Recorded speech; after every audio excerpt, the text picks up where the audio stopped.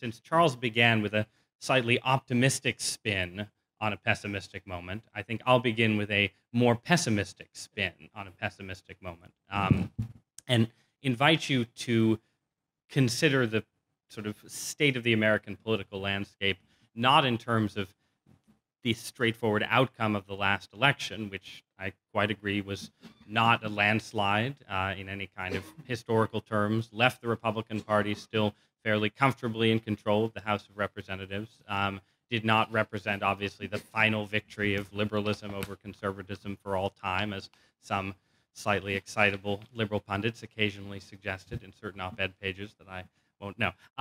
But looked at in the context of, let's say, the last 6 presidential elections, the outcome of 2012 begins to look less like a, accident, fluke, what have you, and more like an illustration of a generational trend. Because out of the last 6 presidential elections, the Republican candidate, at least notionally the conservative candidate, has lost the popular vote in 5 of them. And that is a consistent record of failure and defeat to come close to rivaling the Democratic Party's similar record of failure and defeat in the era of conservative ascendancy under Ronald Reagan and George H.W. Bush. And it is a record that I think, as the Democratic experience indicates, is perfectly compatible with continuing to hold power in Congress. If you look back to, again, to the era of Ronald Reagan, the Democratic Party remained powerful in Congress, controlled the House of Representatives and at various points the Senate during that period. And this was cited fairly consistently by liberals as evidence that they hadn't actually lost the country after all, and which was true in the sense that neither political party ever fully loses the country, but it didn't prevent that era from being a time defined by Reaganism, Republicanism, and conservatism much more than liberalism. So it's been a difficult, not just a difficult 4 or 8 years, it's been a difficult generation for the Republican Party. And, well, fair enough, you say these things move in cycles. Republicans and conservatives had a good run in the Reagan era. Now we're having a tough time, but we'll come back. And that is, I agree, completely plausible and realistic. But then if you step back to a longer timeline still and combine that timeline with, I think, many of the philosophical arguments about the nature of the American Constitution, the trajectory of that Constitution over the 20th century, I think things actually look even bleaker then for conservatism, because suddenly, given that we've had such a rough go of it over the last generation, and given that we had such a rough go of it over the 2 to 2.5 generations prior to Ronald Reagan, the Reagan era suddenly looks more like a kind of parenthesis in a long, extended, century-long period of liberal dominance, and less like a sort of a reaction that is or opens into a truly meaningful rollback of the administrative state.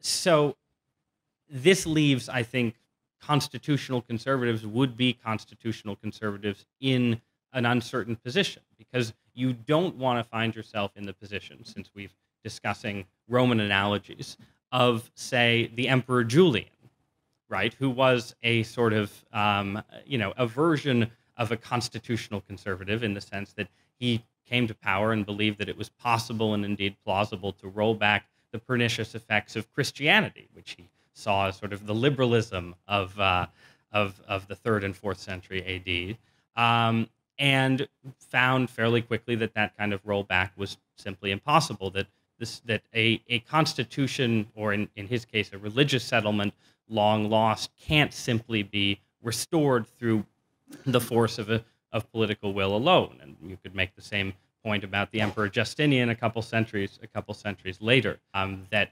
there is a problem for a political movement that looks too far back in the past for its grounding in its ability to deal with politics as it actually exists today.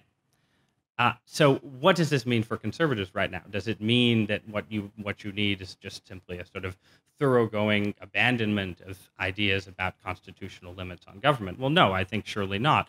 I think actually, though, the lesson of the trajectory of American conservatism over the last 20, 30, 40, 60, 80 years is that constitutional conservatism is necessary but insufficient. Necessary for all of the reasons that Charles enumerated and many more, because if you lose the grounding of American conservatism in a basic adherence to constitutional liberties, constitutional limits on government, and basic natural law ideas about the nature of humanity in the world, you lose any kind of grounding for your politics at all, and you end up essentially in a kind of perpetual me too, but not too much position vis-a-vis liberalism, right? And this is the perpetual dilemma and failing of what you might call Rockefeller Republicanism, moderate Republicanism, going back to the New Deal era and continuing to the present day. And it's been the habit of the Republican Party in most electoral cycles, I would say, to nominate a politician whose deepest temperament fits that model, right? I think that it is fair to say that in his heart of hearts, Willard Mitt Romney was a John Lindsay, Jacob Javits kind of Republican, and this informed the healthcare bill that he passed in Massachusetts. It informed his deep and obvious discomfort with the language of conservatism in the campaign, and it created the sense of pervasive mistrust and understandable mistrust that actual conservative voters had for him. And I think if you walk back through the various campaign cycles, back through John McCain, back through Bob Dole, back through George H.W. Bush, back to Gerald Ford, and all the way back and back and back, again and again, this is the type and the temperament of politician that the Republican Party nominates. Now, there are exceptions. The problem is that those exceptions, whereas if the Rockefeller Republican temperament leads to either defeat or insufficient victory, the purely constitutionalist temperament often leads to even more devastating defeat, as you can see, unfortunately, in the case of Barry Goldwater's 1964 campaign.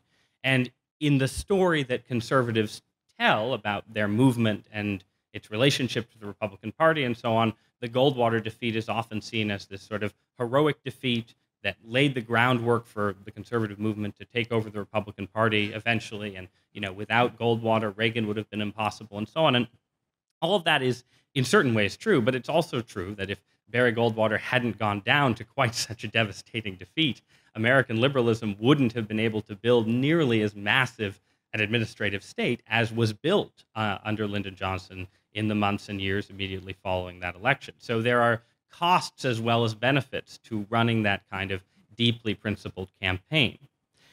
But I think there is a third alternative, and that alternative, I think, was fairly successfully embodied in the Reagan era, to some extent in the Gingrich Congress era as well, and that is a fusion of constitutional conservatism, of a sort of deep and abiding fealty to the American founding and the principles of the Constitution, with what I think we can call domestic policy neoconservatism.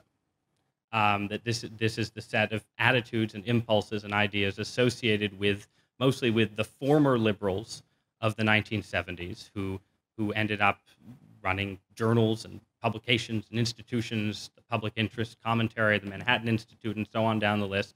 And these were people who were not, at heart, I think, constitutional conservatives in the sense that Charles and I would understand the term. They were people who were more favorably disposed towards the post-Wilson, post-FDR settlement, more favorably disposed towards the existence of a welfare state in some form, and more interested in sort of the practical problems of the welfare state, modern bureaucracy, and so on, than an earlier generation of conservatives had been.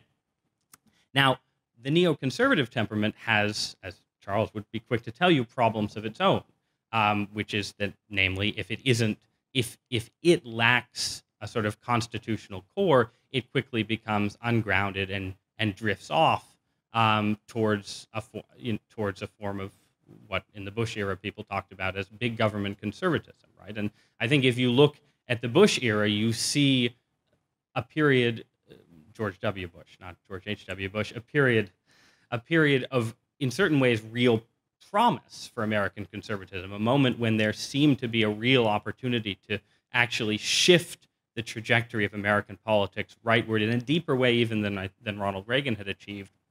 But then that opportunity was lost, and it was lost for a host of reasons. But part of what I think was apparent by the end of the Bush presidency was that the Bush administration had not actually succeeded in fusing constitutionalism and neoconservatism. And maybe in part, obviously, because that fusion is very difficult. But basically, when things began to go wrong for the Bush White House, there wasn't the kind of deep reservoir of trust with conservatives that the Reagan White House enjoyed on philosophical grounds. And I think people who worked in the Bush White House, many of them my friends, many of them wonderful people, were not always as philosophically conservative and as they perhaps should have been. And you'll hear I had an exchange with someone who worked in the Bush White House and was critical of developments therein, who said that the biggest problem with the Bush White House was that he used the term limited government conservatism, but we can use the term constitutional conservatism. It wasn't that it lost battles; it was that it often didn't have a seat at the table. And I think that is the big challenge for conservatives in the Republican Party going forward, to make sure that there is a seat at the table for people whose primary focus and primary interest is on the Constitution itself, is on returning America to its founding ideals, limiting the expansion of the federal Leviathan wherever possible.